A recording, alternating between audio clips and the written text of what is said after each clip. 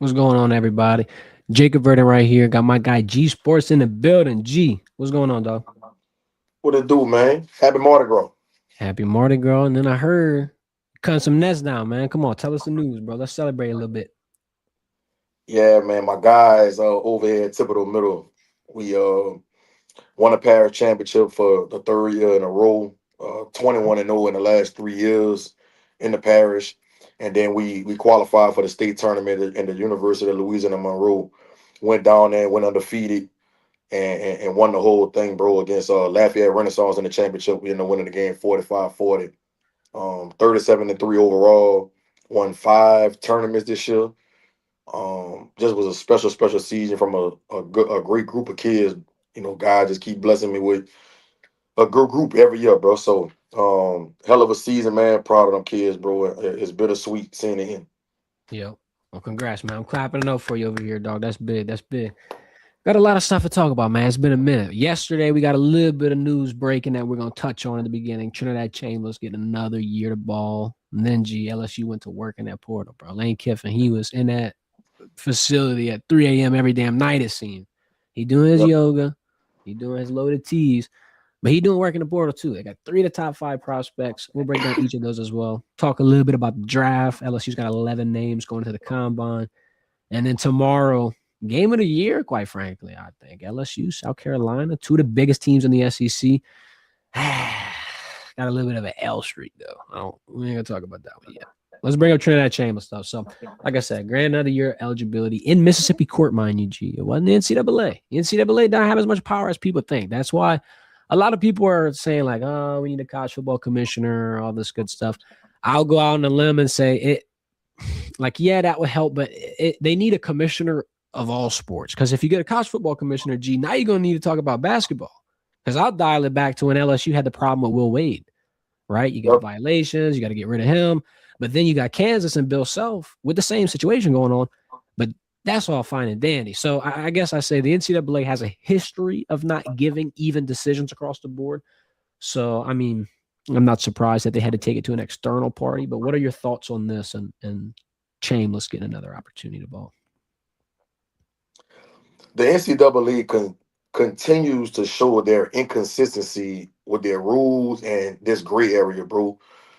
I think back on the situation over there at Baylor with James Najee, right?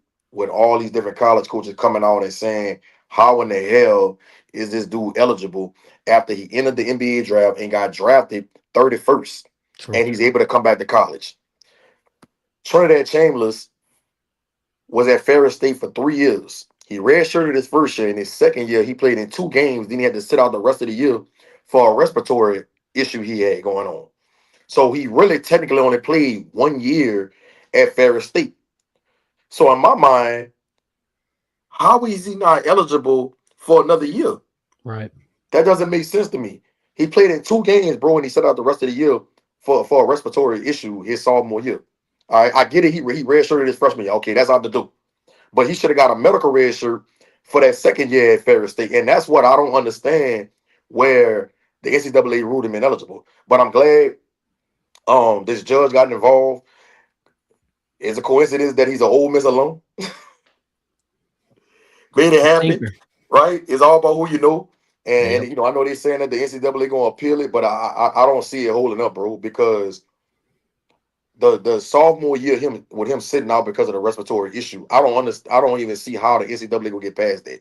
So I'm glad this judge got involved, and I'm glad to see Trinidad Chambliss have an opportunity to come back to college. Yeah, I agree, especially because when you see the details really start to emerge, Chambliss, when he was talking on the stand, and then when he was giving his whole account of everything, he was bringing up the fact that he had a conversation with the coach going into the year saying he's not playing. So he knows going into the year, before week 1 even comes, he's not going to be able to roll. It's freshman year. That's the definition of a red shirt, in my opinion. And then, look, I brought this up, too, because I was like, man, I remember Cam Rising got a lot of time. Bro, there's 2 examples in college football right now. At Middle Tennessee, there's an offensive lineman that is in his 11th year. Like, bro, 11 years in college football. Montana has a linebacker that's in his 9th year. You got so many examples of people getting extra eligibility, extra this, extra that. I feel like it serves them well, especially because Trinidad's draft stock compared like next year after one whole full year again, I think it almost doubles. Like now you can consider him a first round talent. This year you're gonna have so many question marks, so many holes. I have a question though that I want to pick your brain about because a lot of people are asking. Okay, cool, he comes back, but he doesn't come back with Lane Kiffin, and he doesn't come back with Charlie. He's got a different play caller. What do you think about that side of it? You still got Cohen Lacey, so I mean, there's that. But do you think anything changes? I feel like he's still a game breaker personally, but it is something to say that the scheme could potentially slow some performance down. What's your thoughts on that? I don't think so. He doesn't strike me as a quarterback that has to be in one particular system. I mean, look what he did at Ferris State, bro. He won a national championship, put up hella numbers, comes in to Ole Miss, and I don't even think he came at mid-year. I think he came like in June, bro. He came late, Right, Miss and Spring. yeah, and it's like late in the spring. I don't even think he did spring. Correct me if I'm wrong on that. But my point is, he was able to come in late like that, pick up on Lane's offense and Charlie's offense, and not get a whole lot of reps during fall camp. And then when Simmons went down, he's able to be inserted into the lineup and just come out with guns blazing. That's very impressive, bro. I think he's a very intelligent and cerebral player. And whatever system they about to implement over at Ole Miss, not forget the OC that Pete Gold ended up hiring, but I think he'll be inserted into that offense and he'll do well, bro. I think the key for Ole Miss is the weapons they're gonna have around him. I think he had a really good receiving core last year with Stribling and Caden Lee and Deuce Alexander and Watkins. He had a really good tight end with Wright. That's going to be the key, right? Are those weapons around him going to be able to put up the production that he had this past season? We know what we get from Kawan Lacey, right? But we got to remember, nobody was checking for Kawan Lacey coming into this past season. Everybody's going to be on notice about him this year.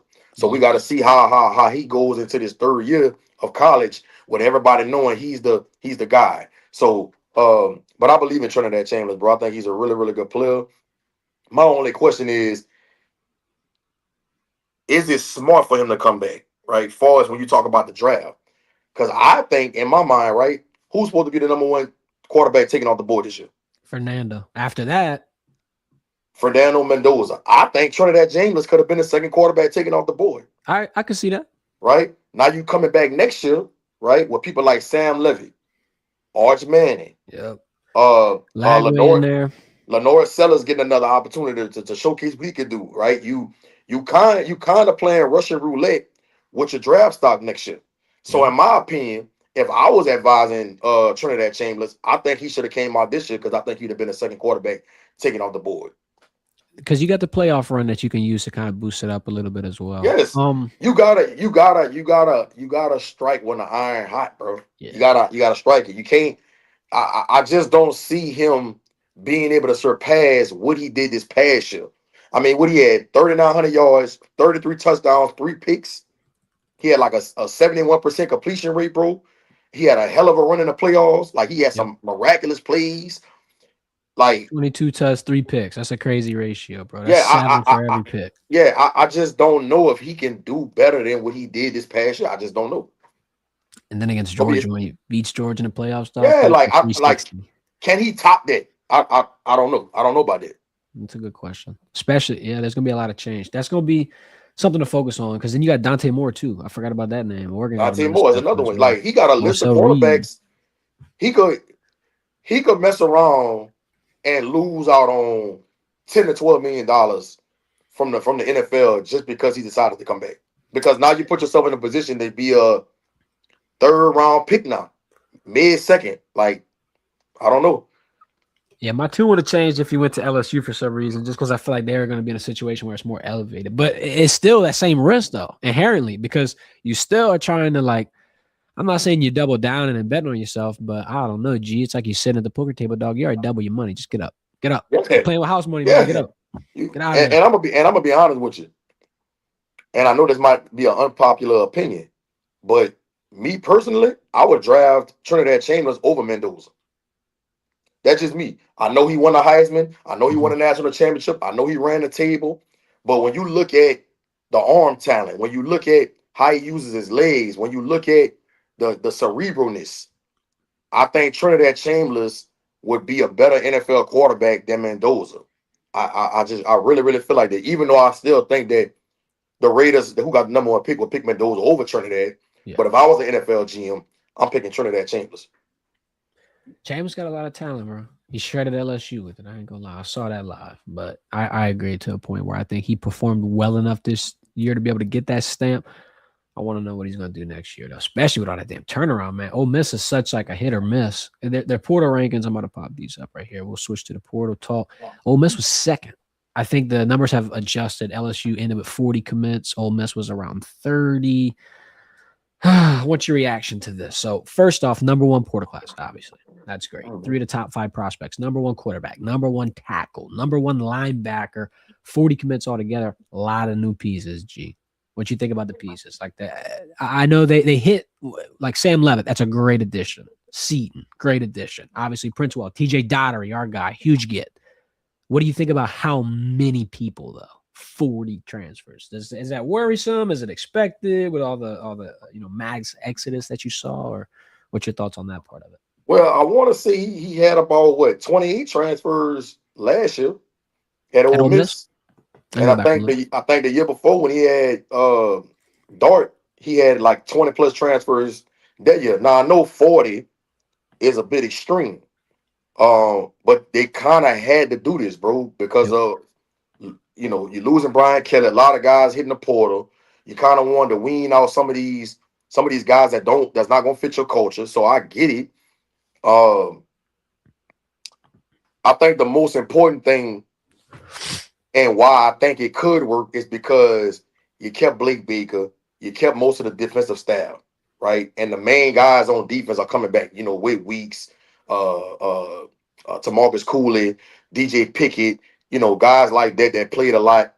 Don McKinley, guys that understands what Blake wants. So really on the defensive side of the ball, I don't think it's going to be that much of an adjustment. Mm-hmm. Offensively, that's where it's a lot of turnover, especially with the offensive line, right?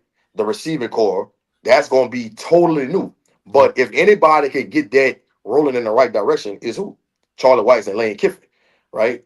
And you got somebody like Sam Levitt coming on board, who I think will knock it out the park, who I think will be a Heisman Trophy candidate next year. I think that was the number one get out of everybody they got. Right, because when they was getting all these guys, I kept telling people like, bro, if they don't get a quarterback, ain't none of this shit gonna matter. 100%. And for them to be able to sign, still, and deliver Sam Levitt, I think that puts LSU in a situation to where they're gonna be a top 5, top 7 team in the country to start the season. And the way he would go get them too, dog. Like obviously the DeMond Williams situation kind of erupts. Sam gets on a plane, goes to Tennessee, murmurs of him maybe going to Miami. Bro, Lane Kiffin hopped on a PJ and chased after him on that visit. Did the same thing with Seaton in Atlanta when he was going to visit with Oregon. That's commitment, bro. And then in his press conference, he said something else that kind of stuck out to me, right? Because all these greats, Tom Brady, Daniel Cormier, I mean, just anybody that has done something, accomplished something, they always tell you that you got to prepare really hard. Shit, Kobe Bryant said the same thing too. To get something you've never gotten, you got to do something you've never done. Sometimes you got to push yourself to a point of exhaustion. And I feel like the depth pieces, the second strings, the third strings, sometimes you kind of lose sight of that, right, G? When you bring in a big quarterback, when you bring in a big tackle, you don't think about the backups that he's bringing in. 40 transfers, a lot of those pieces, I think, are coming in to alleviate some of those depth issues and also to just improve that level of play and practice. Because he was talking about this. Yeah, it's cool to go get the number one guys, but I'm not going to get the number one guys because he's number one. I'm going to get him because of what we need, what he'll bring to the team, but I'll go get a number 78 guy. I'm not afraid to go get someone that's a diamond in the rough or reach and take a shot on someone, because it's better to have a process and to put a value on something rather than just go and chase every big fish and dumping money at an issue. So I think that's kind of where the 40 transfers came into play as well.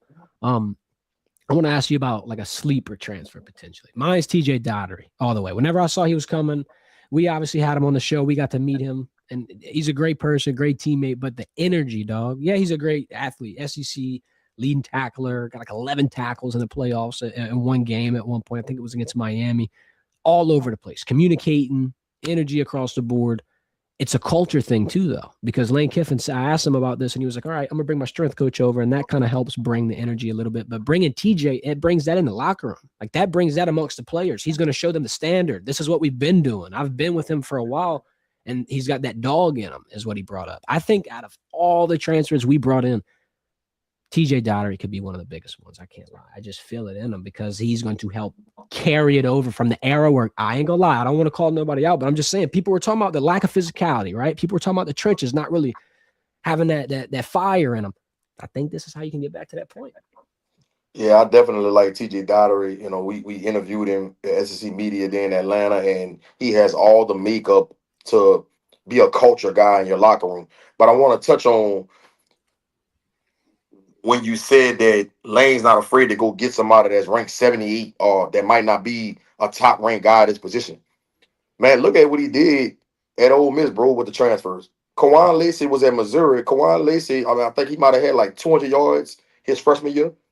Nobody was checking for Kawan Lacey like that, but Lane did a good job of evaluating him and knew that he could come in the system and thrive. And that's what he did. He was the number one in touchdowns in the SEC. I think number one in yards. So then you ain't got somebody like Stribling. Nobody knew who Stribling was, the receiver, right? He balled last year. I think he ended the year with like 800 yards and about 7 or 8 tutties. He was like I think he might have been the best receiver this past year. Then when you talk about somebody like Trinidad Chambliss, right? He went got this dude from a Division II school, bro, and brought him to Ole Miss. I don't know too many coaches in the SEC or on a top tier level like that will go take a chance on a kid at a Division II level. Mm-hmm. He saw something in Trinidad Chambliss. So that just lets me know that Lane Kiffin is a great evaluator, especially on the offensive side of the ball. So if he's bringing you in, he knows that you can fit his system, and he sees certain traits in you that he knows that you're going to be a big-time player for him in his system. So all the guys that he brought in on offense, bro, I have no doubt in my mind he going to get production out of them. I agree. I want to bring this up. I had to look it up because I saw him, Lane Kiffin. He tweeted this the other day. And this is just an eye-popping stat that kind of like peels back the curtains a little bit on his scheme, his impact, what he's done in his time in college football. He's had a lot of backs, but I'll read you some of the most producing backs under him. Reggie Bush, obviously, USC, Mr. Heisman. Yes, he's still a Heisman to me, G. Come on, man. We ain't sitting here. They gave it back to him. You're right. That's true. He's been a Heisman in my heart the whole time, though, bro. I never took it. 1,700 yards, 16 tuds, 200 attempts. Not bad. Matario Hardsty, 200 attempts, 1,300 yards, 13 tuds. Curtis McNeil, 145 attempts, 1,000 yards, 6 tuds. Derrick Henry, ever heard of him? 400 attempts, 2,200 yards, 28 tuds at Bama. Devin Singletary at FAU, 560 attempts, over 3,000 yards. Got drafted too. 54 tuds, had 30 tuds in 1 year at FAU. Then you got Quinshawn Judkins. He's still playing in the NFL for the Giants. Yes. Quinshawn Judkins had 2 years over 1,100, 15 tuds both years. And the Kawan Lacey last year, 1,524 tuds. I say this to say, bro, when you got Reggie Bush, Derrick Henry, Devin Singletary, Quinshawn Judkins, Kawan Lacey, all under your belt, you're doing something right. You're doing something right. I can't wait to see Harlan Berry and Caden Durham. Because another thing, I didn't even bring this up, G. You retained everybody. Trudez Green, DJ Pickett, PJ Willen, Deshaun Spears. You brought back Weston Davis, Durham, Berry, Trudez, Whit Weeks, of course. I mean, bruh, if you're making a list preseason on who do we have to keep, that's damn near everybody. I can't lie. They did work. Whit Weeks. Yeah, it's across the board. I've been excited. I was glad to see him keep Micah Turner. Yep. No, and when Durham kind of got froggy a little bit before Kawan was official, I was like, man, I could see him coming back a little bit. I'm glad that they were able to fix that one. Because, I mean, you never really know. Like, okay, yeah, his production this year might have not been the best, but, bro, this scheme is changing. We just rattled off 6 different running backs that have been able to produce at every level. You never know when your name will get called on this point. Let's look at the draft outlook, though. We talked pre-stream, 11 prospects, G. Got a lot of names, if you will. Third most amongst every college. 4 wide receivers in the mix. That's the most out of any school.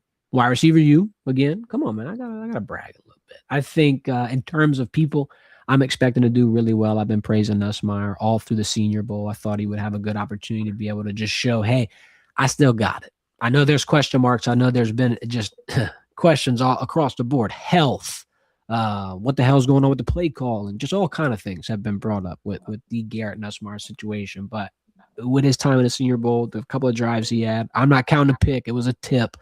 Thought he impressed and did really well. Chris Hilton, somebody I got to bring up as well. He left it all out there, dog. Only athlete to ever do 4 draft bowls. He did the Hula, All American, East West Shrine, Senior Bowl. That's crazy. I mean, he kind of had to though, G, because it's like you don't have too much production to back up what you did in college. So now you kind of got to show off the speed. Now you got to show off things like this, the personality, the work ethic, all that good stuff. Last 2 I'm going to talk about. Varian Brown. I've loved him all year.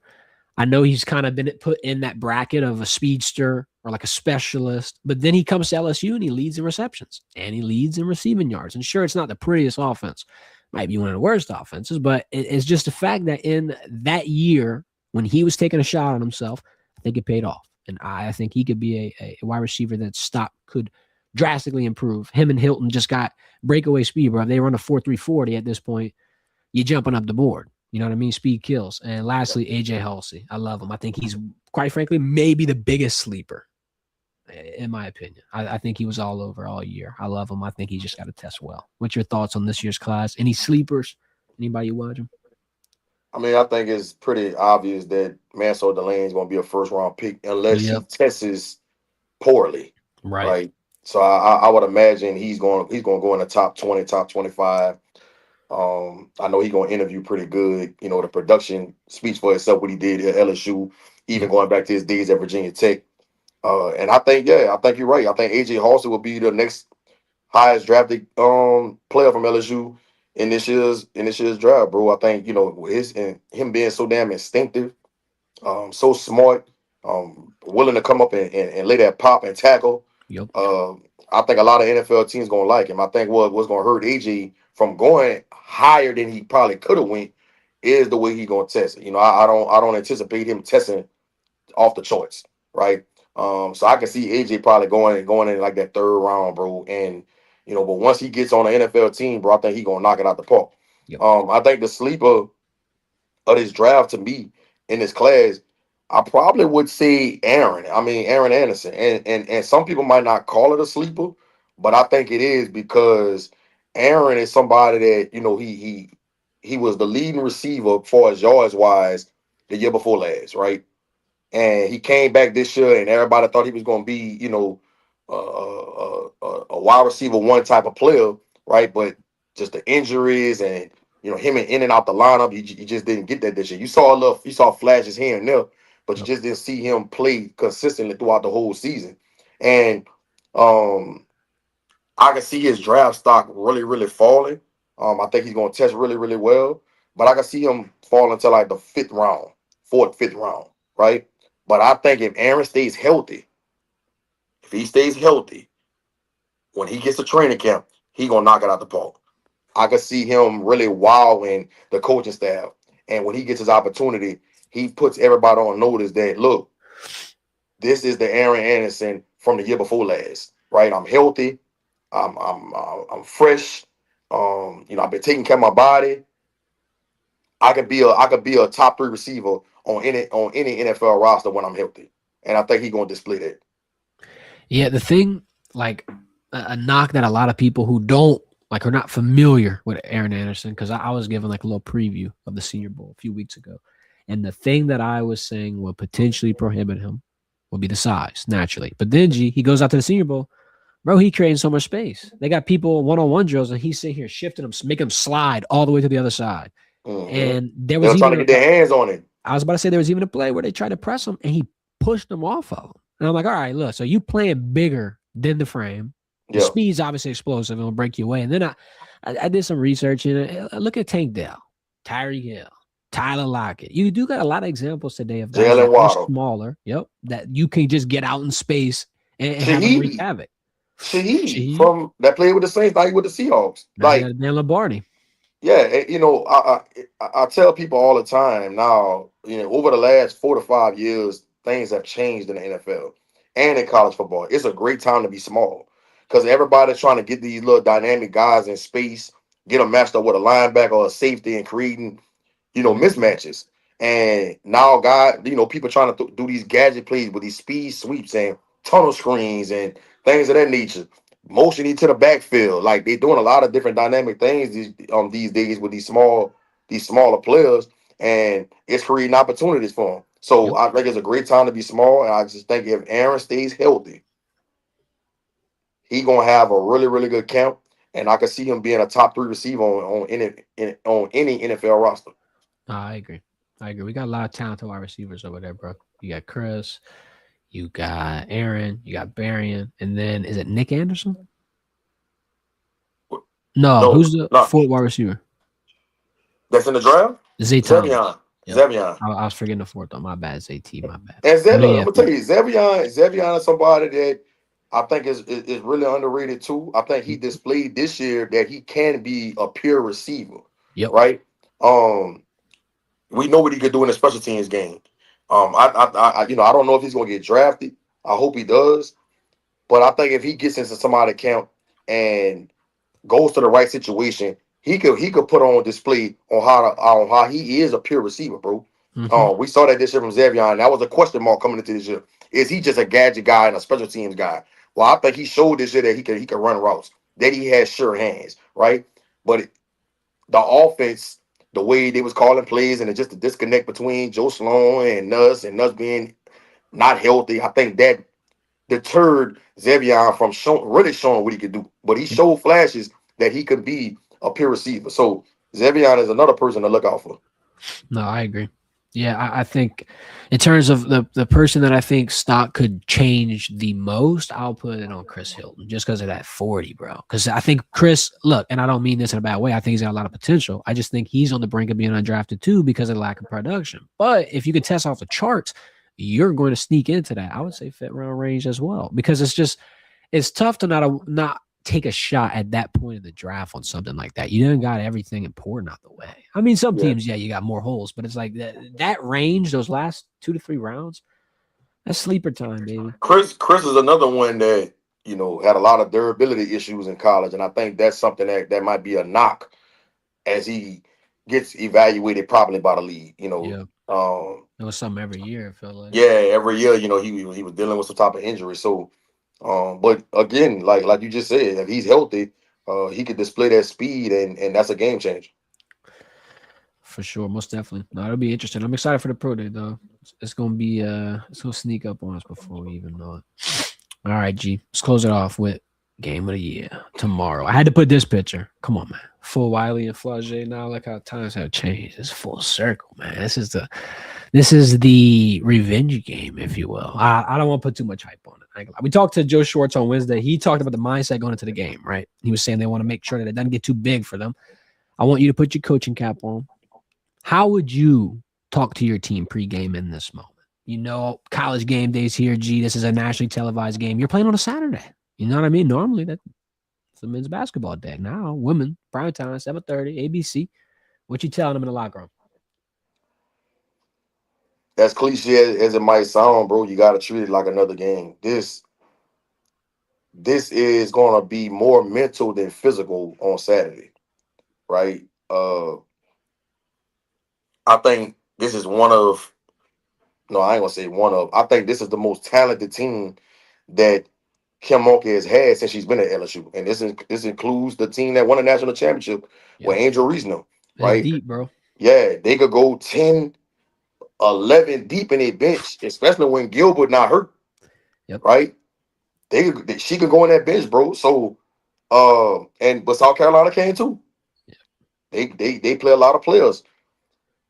The thing is, bro, and if I'm Kim Mulkey, I'm not sharing this with your team because you don't want them to overthink it. But if they lose this game on tomorrow, bro, it's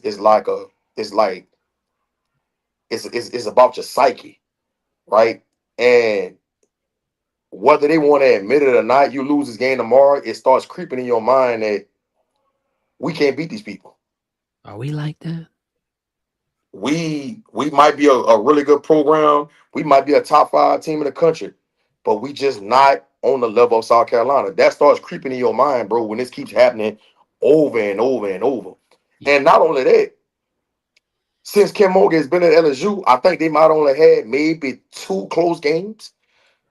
All the other losses, bro, they've been losing these games by 10 points or less. Yeah, it slips And away. I just think that South Carolina has a psyche advantage over LSU, right?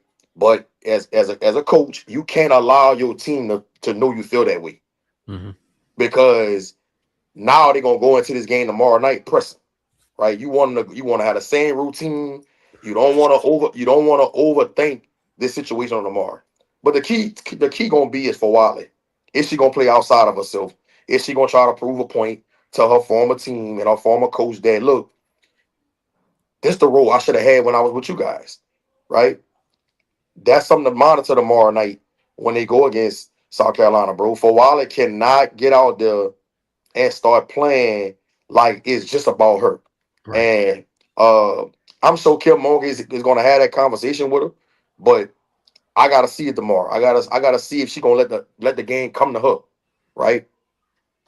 Flagey, Michaela Williams, they gotta be dudes tomorrow. They gotta be that guy tomorrow if they want to beat South Carolina. Cause I'm gonna be honest with you, bro. With Edwards and Tessa, the way she's shooting the ball, Tessa shooting the ball 47% from three, bro.